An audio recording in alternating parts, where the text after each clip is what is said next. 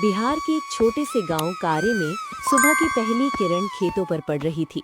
चारों तरफ हरे भरे खेत, मिट्टी की पगडंडियां और दूर से आती ट्रैक्टर की आवाजें गांव की खूबसूरती बढ़ा रही थी। इसी गांव के किनारे एक छोटे से कच्चे घर में करण अपनी पत्नी काव्या और छोटे भाई अर्जुन के साथ रहता था।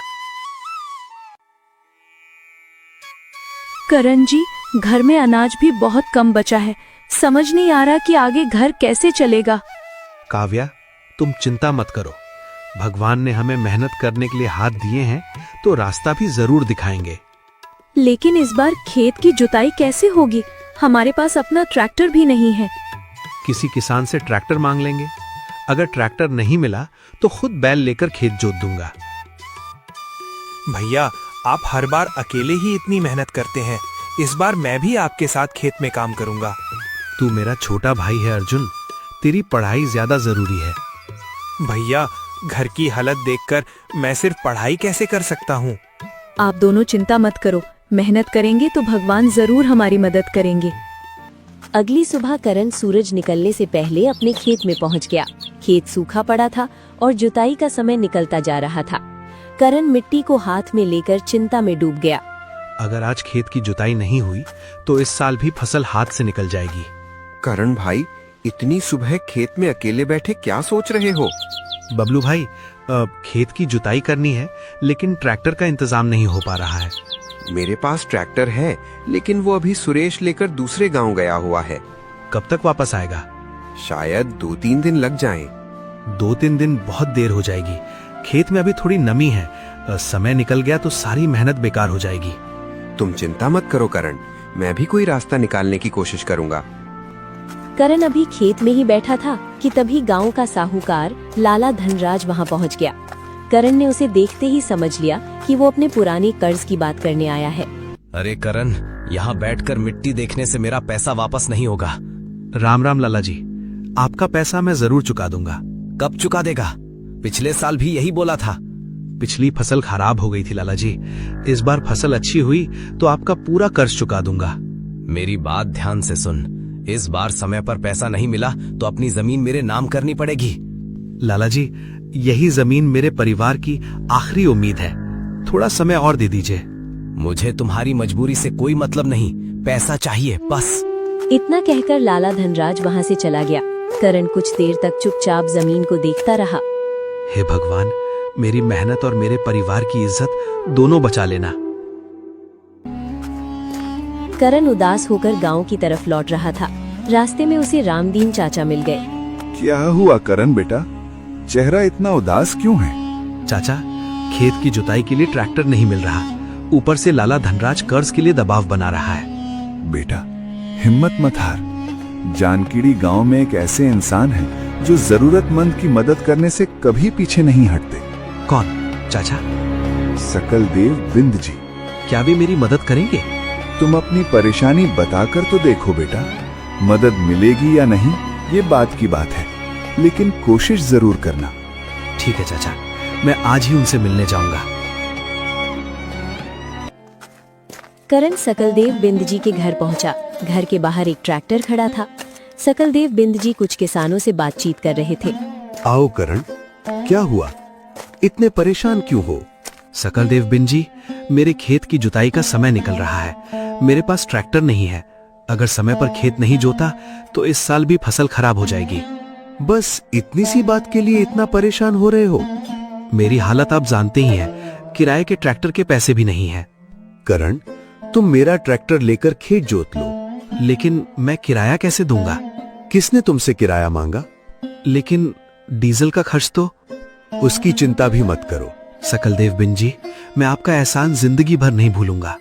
इसे एहसान मत समझो करण। आज मैं तुम्हारी मदद कर रहा हूँ। कल जब तुम्हारी हालत अच्छी हो जाए तो तुम किसी और जरूरतमंद की मदद कर देना। मैं आपसे वादा करता हूँ कि आपकी इस मदद को कभी नहीं भूलूंगा।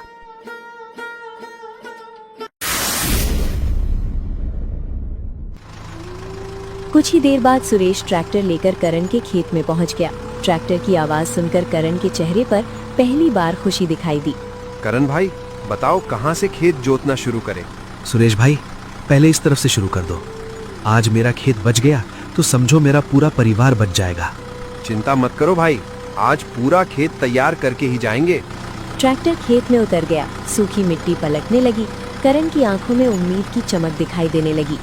भगवान, आज आपने मेरी मदद करने के लिए सकलदेव बिन जी को भेज दिया।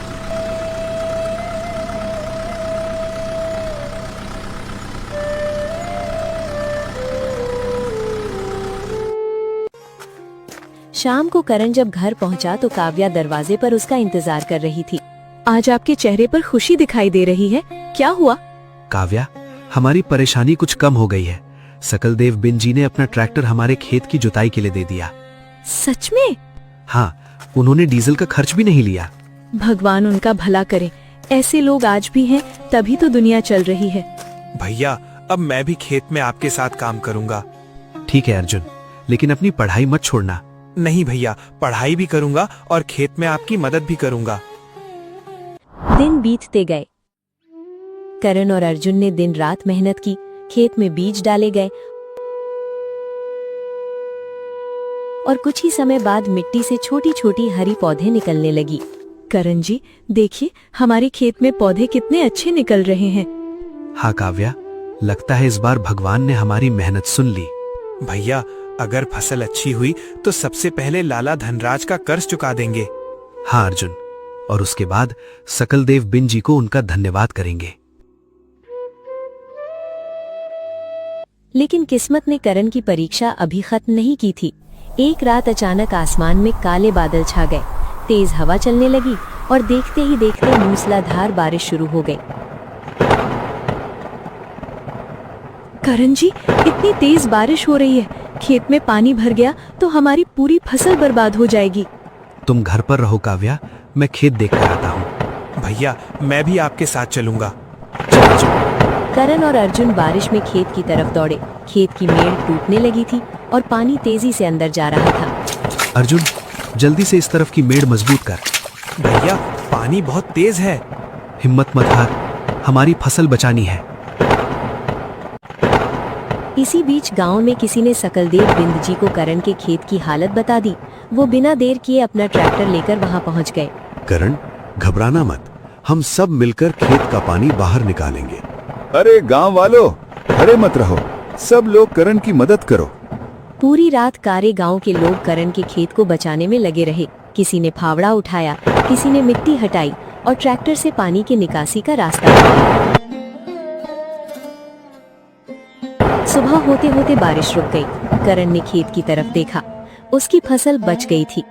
करण, आज सिर्फ मैंने नहीं, पूरे गांव ने तुम्हारी मदद की है। सकलदेव बिन जी, आपने आज मेरा खेत नहीं, मेरा पूरा परिवार बचा लिया।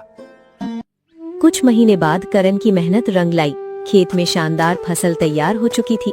गांव के किसान उसकी फसल देखने लगे। करण भाई, इस बार तो तुम्हारी फसल पूरे कारें गांव में सबसे अच्छी हुई है।